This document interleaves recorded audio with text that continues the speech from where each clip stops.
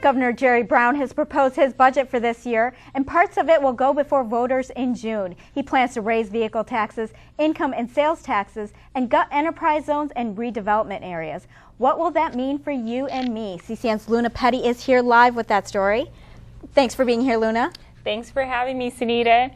With a deficit of $28 billion, California has the biggest debt overall in the country. And like many others, our governor and some legislatures are responding by either proposing spending cuts or by raising taxes, neither of which are very popular with voters.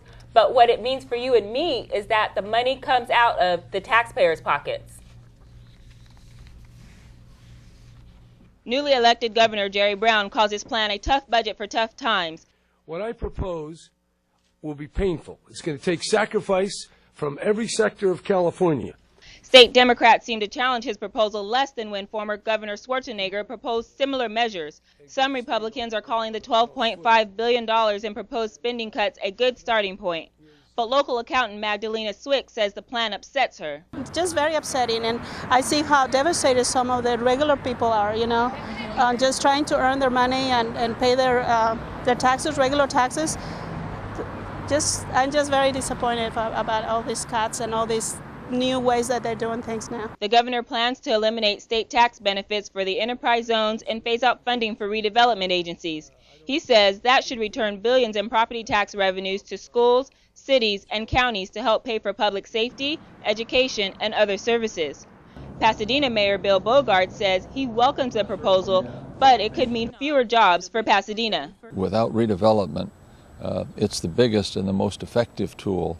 We're going to find ourselves unable to maintain that support for local government, and that means that there'll be fewer jobs and there'll be fewer resources available to City Hall to support social programs of one kind or another.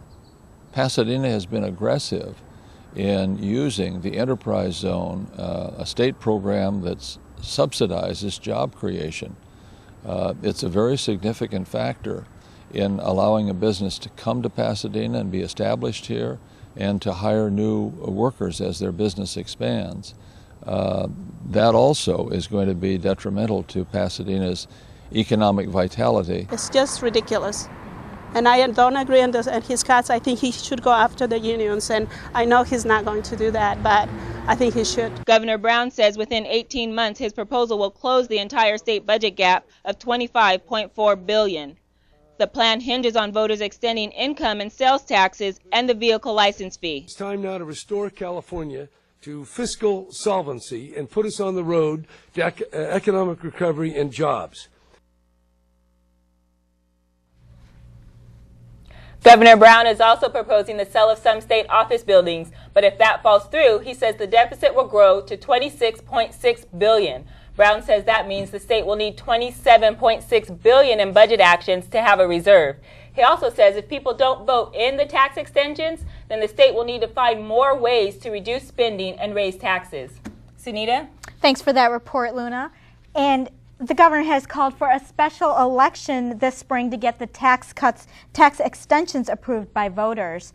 Governor Brown says his current proposals will not cut into K through 12 funding. For more information on the proposed state budget cuts, you can visit ca.gov.